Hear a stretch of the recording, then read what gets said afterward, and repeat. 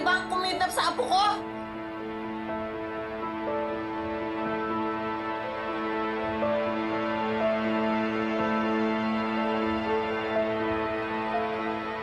Opo.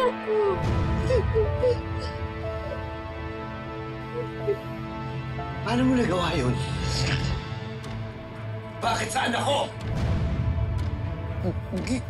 Kinailangan po namin ng pera.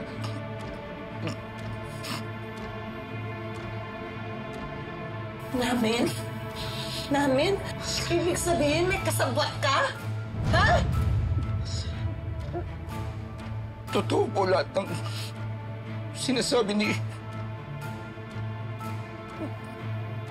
Libby.